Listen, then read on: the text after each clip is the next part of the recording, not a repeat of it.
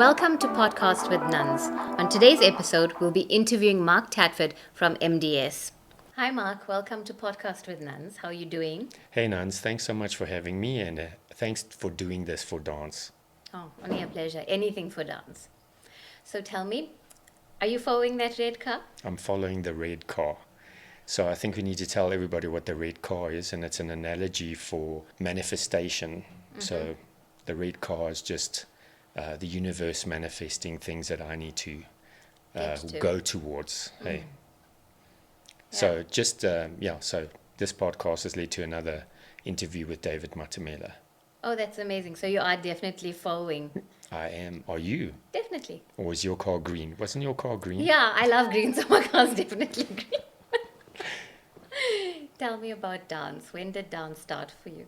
Oh, well, I think that most people start when they're very young, and I didn't have that start. I started when I was sort of a teenager in high school, and then my teacher was not a great person, so I stopped, and then I only really started when I left school. So it was quite a hard journey and a difficult process, and I had to catch up, and isn't life about the journey? So it was really, really great where I got with it and how I was able to follow my dream, even though it was not something that I thought was on the cards when I was younger. But you say you didn't have, or she wasn't a good teacher. How wasn't she good? No, we had a tiff. I think she gave up smoking that day, so it was not a good day for anything to happen because she reacted badly. I don't know where she is, sorry. Didn't mean to talk bad about you. Sorry, teacher. You know who you are, okay? Wow. But your passion for dance, did it start? I know that you started learning much later, but when did your passion for dance start? Well, my mom said whenever there was Fred Astaire on the TV that I was very enamored with it. And I do feel that, I can't really remember the time. I mean, I must have been very young, like 3 or something. Oh, but I do remember doing ballet with the girls on the porch, and I had no ball sense. So it just came about, And I was also very small, so I wasn't really chosen for the teams or anything. So I was always on the art side. My whole family's artists, so. So you do come from an arts family. But not a performing arts family, but we're all arty in some way. Yeah, like in do you mean your parents and siblings? My mom was an artist and my uncle was a famous cartoonist, but he kind of died when I was born, but sort of the fine art side. So when did you say you started professionally dancing? I've never really been a professional except for a professional teacher, if that's what it is. And then I left school and I just felt like that was the calling. That's what I had to do. I felt like I had something to give. I felt like other teachers weren't interested in their kids and they weren't interested in doing a great job. They were just interested in making money. And that bothered me because I felt like I really wanted to do a great job and teach people dance. And I don't know if you remember because you're too young. Maybe you weren't born then. So there was a time where there was no dance. There was very little. And thanks to the internet and all these wonderful channels that we can use, we just have access to so much. Yeah. And how was it being a guy that many years ago dancing? What was that for you? What was that experience like? I don't think it really mattered. Okay. I mean, there were people that rolled their eyes here and there, but I wasn't really bullied or anything. I mean, it wasn't really a thing that I worried about. Yeah. And how did you get into tap dancing? Because Well, my friend's sister was going to class and I went with them to drop her off, and there was this teacher and I was like, wait, this is what I wanted to do. So I started with that and then eventually got to the modern and the hip hop and whatever else I did along the way. Yeah. Continue. No, well, and the journey continued, and I just try to learn as much as I can. Tap in South Africa, unfortunately, is not of the greatest standard, so we have to really strive to learn a lot, because Americans, tap comes from American. It's a Black American art form, and we have to give it its credit, and we kind of get a little bit of a bastardized version through the British Commonwealth. So we have to put that aside a little bit and look more towards the traditions, and the authentic history of it, and where the knowledge really comes from. And of course, the Americans are fighting for recognition of this black art form, which was kind of kept under wraps, you know. When did you start Mark's dance school, MDS? As soon as I could. I think it was just like when I left school, I thought, this is what I'm going to do. And I think I started in a church hall. I still had a heavy amplifier that I used to carry. It was so heavy. You left school and you started Mark's dance school, like immediately? Yeah, well, look, I was dancing when I left school. I found a studio and I said I started my training. But I think within the next year or two, I just felt like I would try, you know, and I did. And how did that develop?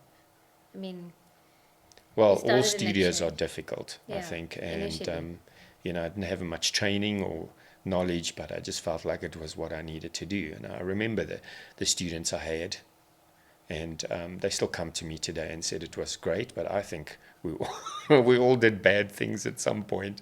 We all close our eyes when we look at those videos from many years ago. Oh, yes. But, you know, we all grow, and it is a journey, and now I think we've done really well, and I think I'm very knowledgeable on certain things, you know, and because I try to be. And you have like a vast, so many years of experience. Do you regard yourself as a dance master then? How dare you? No, okay, so dance masters, I'm not a dance master. Some people called me a master and I corrected them because masters are very special people and the word is thrown around way too easily, yes. And there are some self-proclaimed masters that need to, lower their ego. What do you call that? Have to really not... but anyway, there are very few masters in the world and I would regard myself as nowhere near that. In your opinion, who would be a master? Who's a master? Bob Fosse, Matt Mattox is a jazz teacher. I'm very bad with names, so I'm not going to mention any more. Maybe I'll leave somebody out, they'll be offended. But they're all dead. Wow. Well, that's the thing, is I think the masters were, you know, they were the classic masters. Who really grew the art.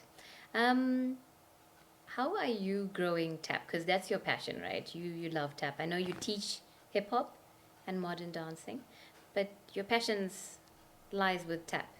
I think it changes because you have these periods in your life where you like things, and there was a time that I really loved contemporary dance, and I feel like jazz has made a comeback. Jazz had its roots in the 60s, 70s, 50s even. I'm just saying, just sort of thinking back how long it is, we can't really say. It's a process, and it had its I'm sort of really into jazz right now. Okay. But at one point there was a lot of interest in the tap, and that's kind of what I mean from other people. I think that's kind of faded a bit. A lot of people say that tap's a dying art form. There's even a podcast called Gasps from a Dying Art Form. I hate the name, and I got into trouble for calling the guy out, Tristan Bruns.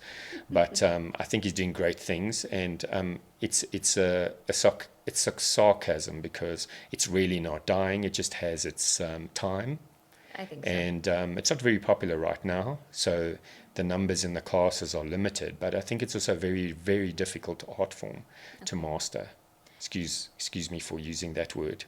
So there was a time that it was really growing and really great. And what I'm doing right now is I've created a syllabus, and I'm trying to elevate it to a higher level because I do find the training is subpar in this country. Like I've said before, and Americans can really show us a lot. And I also feel like we don't have a lot of tap teachers here. There are, but I think you have to specialize, you know, and you can be a good teacher and not a good dancer, but sometimes if you're not a good tap dancer, I think that will show in, you know, if you can't show kids how to do things, that's hard. But you don't always have to be the best ballerina to be a good ballet teacher. Definitely. You know, you just have to be able to demonstrate and understand it. But tap, I think, is a little bit difficult. Yeah. Because it's so intricate. Intricate, yeah. Yeah. When was your first, or what was your first tap experience? Tell me about that. My first tap experience. Oh, wow. So when I was in primary school, the principal came, you know, we had our, what do you call that? Hall meeting. What do you call that? Assembly. Forgot these words that are so... schoolified. So we had our assembly, and the principal said, no, they're looking for sort of entertainment at the prize giving. So, of course, I put my hand up, which, I don't know, I had balls those days, really. And I borrowed a pair of tap shoes and rented a bowler hat and really just... went for it. Improvised the biggest load of nonsense that, I mean, I cringe when I think back, but that was my first. I borrowed tap shoes from my friend who was at art school. I think they were 2 sizes too big for me. Oh, goodness. But I had a blast. It wasn't a bad experience. It just it worked out for me, didn't it? Was it at that stage in your life when you decided that this is what you want to do? Like tap is... I think I always knew. I was always the one to get up and sing and improvise acting. I thought I was going to do drama as well, but I didn't end up studying that. Tell me about where your company, the tap company that you recently started. So we've tried before to start tap companies. Quite hard because you need to be you need to commit to it a lot. So we've had our little COVID time, and I just realized that we really need to promote tap with a company. Not necessarily, it's a semi-professional company, so we'll see how that works out. Yeah. And so some of the students that I've trained throughout the years and have grown up now, we're attempting to start, well, we have started it, but it's small beginnings, humble beginnings, and we're going to attempt to see how we can expand, perhaps. Really make an impact into, to advertise it more, I would say. Because there's a lot of tap, it's just that you don't always see it because it isn't as popular.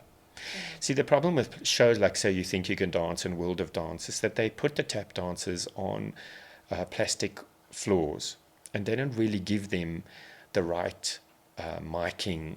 Yeah, the sound is not. So I feel like it actually damages what we do. It's not a good representation. Yeah. You can't really hear it. I'm busy researching on how to make better floors and using piezo mics. That's interesting. I recently found just a few days ago, a Mitchell, I think it's called a Mitchell tap board with mics in that you just plug into your guitar amp. So things like that need to be done. Sorry, is that a mobile stage almost? So it's probably a meter square raised wooden platform with mics underneath. I'm not 100% exactly sure what is underneath it yet. I've just discovered it, and I'm going to see if we can do a version of that. Okay. I've also kind of researched how to mic tap in the past, and I think it's something that we have to really do, is really work on having that knowledge on how to do it so that we can elevate. I mean, we just did a competition now.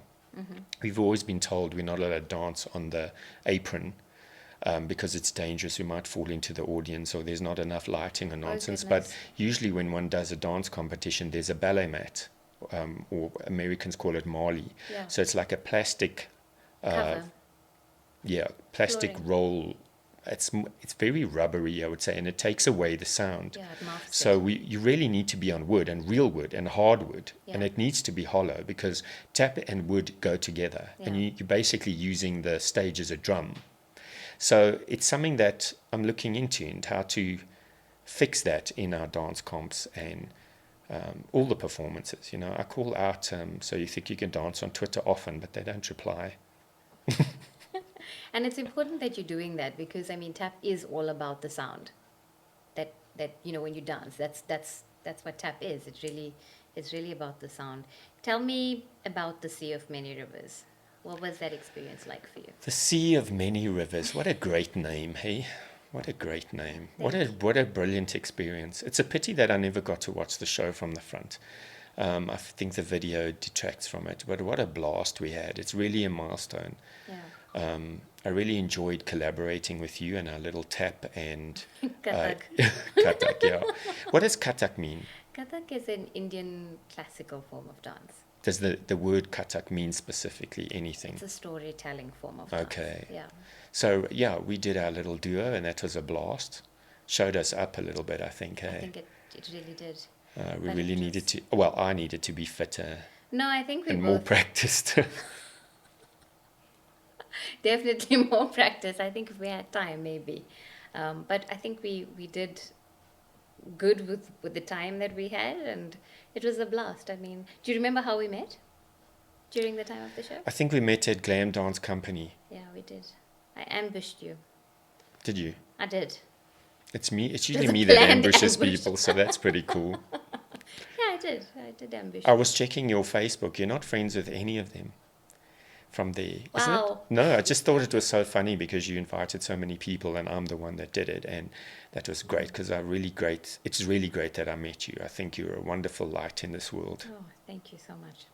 Thank you so much. How do you think we can expand on the Sea of Many Rivers? Wow. I think we had a good start with our fusion piece. I mean, that was the first step towards integration. But how else? What else do you think we could do? Yes, I think it was a pretty good start. I don't think you can do too much more. I think it was what it was, but more collaboration dances would be really great. I mean, we live in a country of such diversity, and often I just see that the more African dances are not really used as performance pieces. They are just done more as traditional dance, and even Afrofusion, which is supposed to be a fusion of contemporary or more modern And kind African. of dance and Yeah. African, seems to get lost by the wayside. But there are companies that are doing it. It's just I do feel like it's necessary to do that. And to bring it to stage, because we don't actually see much of it. I think they might also appeal to a different audience, but to collaborate between different traditions is just great. I think that's what one should do.